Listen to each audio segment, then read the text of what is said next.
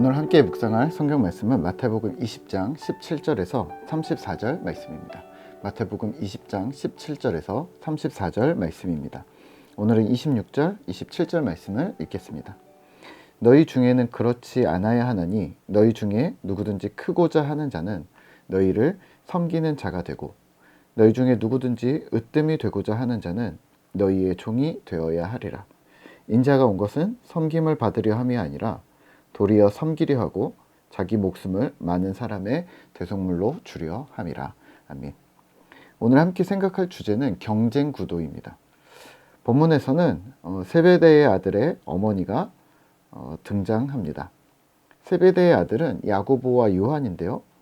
훗날 예루살렘의 수장이 되었던 야고보 사도와 요한복음과 계시록을 쓴 예수님의 사랑하시는 제자였던 사도 요한의 초창기 이야기입니다. 이 두 제자의 어머니가 예수님께 나와 무례한 부탁을 합니다. 21절입니다. 예수께서 이르시되 무엇을 원하느냐? 이르되 나의 이 두 아들을 주의 나라에서 하나는 주의 우편에 하나는 주의 좌편에 앉게 명하소서. 어머니 마음이 그럴 수 있습니다. 자녀들이 잘 되기를 바라는 거죠. 하지만 다른 10명의 제자들 면전에서 예수님께 와 부탁을 한 듯 합니다. 그 요청한 내용은 이렇습니다.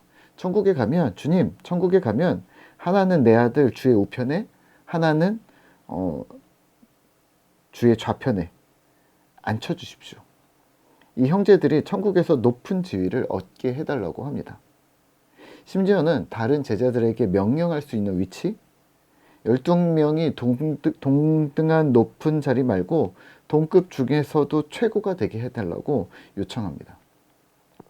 근데 이 부분이 어머니의 돌발 행동처럼만은 보이지 않습니다. 왜냐하면 예수님이 거절의 뉘앙스로 고난을 언급하셨는데 이 두 형제도 그렇게 얘기합니다. 할 수 있다고 말합니다. 주의 잔을 마실 수 있다고 말합니다. 22절입니다. 예수께서 대답하여 이르시되 너희는 너희가 구하는 것을 알지 못하는도다. 내가 마시려는 잔을 너희가 마실 수 있느냐? 그들이 말하되 할 수 있나이다. 22절에 잔을 마시는 것은 하나님의 진노를 경험하는 것을 나타내는 관용구였습니다. 그러니까 질문은 내가 받을 하나님의 진노를 너희가 함께 받을 수 있겠느냐? 라는 질문이었습니다. 그리고 두 형제는 기꺼이 할 수 있다고 합니다. 근데요, 여기까지 보면 뭔가 어색하지는 않습니다. 왜냐하면 우리도 주님과 함께 고난을 받겠습니다라는 고백을 해본 적이 있지 않나들 싶습니다. 하지만 오늘 이 문구는 익숙하지만 또 의도가 많이 다릅니다. 단지 자신의 자아 실현을 위해서, 입신양명을 위해서 주님의 고난을 나도 받겠다는 어떤 세속적인 뉘앙스가 포함되어져 있기 때문입니다. 물론 이 광경을 목격한 제자들은 분노합니다. 예수님은 이에 대해 25절처럼 말씀하십니다. 예수께서 제자들을 불러다가 이르시되 이방인의 집권자들이 그들을 임의로 주관하고 그 고관들이 그들에게 권세를 부리는 줄을 너희가 알거니와. 현대인의 성경에서는 이렇게 번역합니다. 예수님이 그들을 가까이 불러 이렇게 말씀하셨다. 너희가 아는 대로 세상의 통치자들은 백성을 권력으로 지배하고 고관들은 세도를 부린다. 예수님이 뭐라고 얘기하신 거냐면요. 권력에 대해서 말씀하셨습니다. 예수님이 주시는 권위, 하나님의 백성이 된다는 권세가 세상 권세와 같지 않다는 말입니다. 세상의 권위는 집권자들이 임의로, 그러니까 자기 마음대로 아랫사람을 착취하고 강압하고 그러한 제멋대로가 있다면 오늘 너희가 예수님과 함께하면서 얻게 되는 권세, 이 권위는 그런 성격의 권위가 아니라는 말입니다. 세속 권력은 그 권력을 붙잡기 위해 경쟁합니다. 모든 이들과의 구도를 그렇게 만들어 버립니다.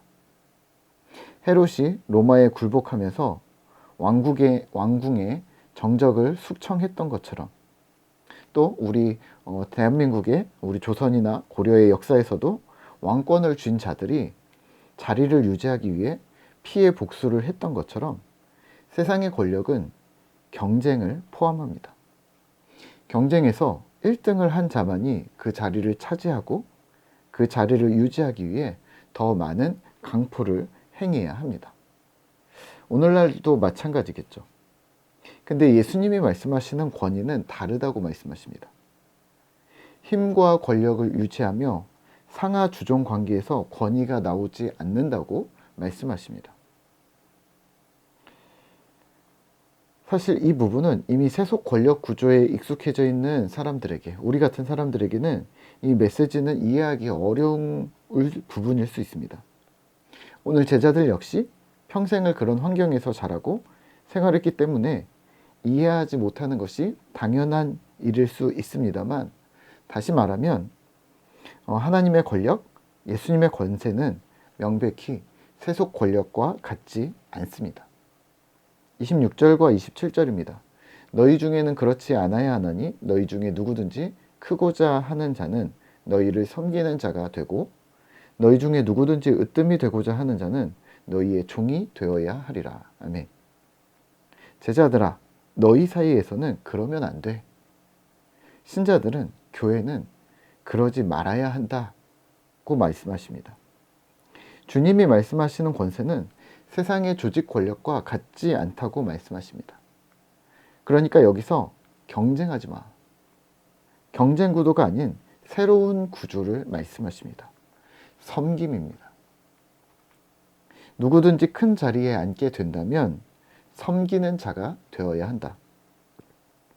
만약 스스로 으뜸이 되고자 한다면 서로가 섬겨야 한다. 마치 종처럼 처절하게 낮아져야 한다고 말씀하십니다. 이런 이야기는 충격이었을 겁니다. 오늘 우리의 교회는 어떤가요? 교회 안에서도 이런 경쟁 구도가 비일비재하게 있음을 우리는 인정하셔야 합니다. 교회 안에서 서열과 신분을 앞세우고 또 직업이나 학벌을 중요시 여기고 또는 친분이나 인맥으로 무리를 짓습니다. 또 누가 믿음이 좋은가 경쟁합니다.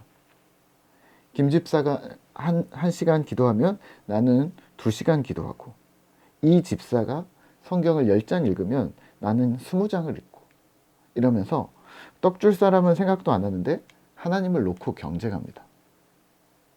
하나님이 내 기도 더 잘 들어준다고 서로 경쟁 심리를 가지고 있습니다.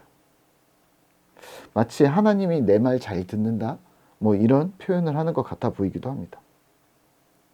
교회 밖에서 대놓고 경쟁하고 교회 안에서 또 보이지 않게 또 경쟁하고, 결국 이 경쟁 구도 안에서는 신앙이든 세속이든 차이가 없어 보입니다. 과연 그래도 되는 걸까요? 목사님, 저희 교회는 안 그런데요 라고 말씀하신다면, 네, 좋은 일인데 그것도 한순간입니다. 어제 안 그랬다고 오늘 그렇게 안 된다는 보장이 없습니다. 해결책과 예방책이 필요한 것이 오늘의 교회 공동체입니다. 그러면 해결책과 예방책은 같습니다. 예수님을 본받는 겁니다. 28절입니다. 인자가 온 것은 섬김을 받으려 함이 아니라 도리어 섬기려 하고 자기 목숨을 많은 사람의 대속물로 주려 함이라. 아멘. 섬기셔야 합니다. 남을 판단하려 하지 마시고, 그 친구보다 내가 더 낫지라고 비교하지 마시고, 또 내가 더 나으니 감사하다라고도 말하지 마시고 그냥 섬기셔야 합니다.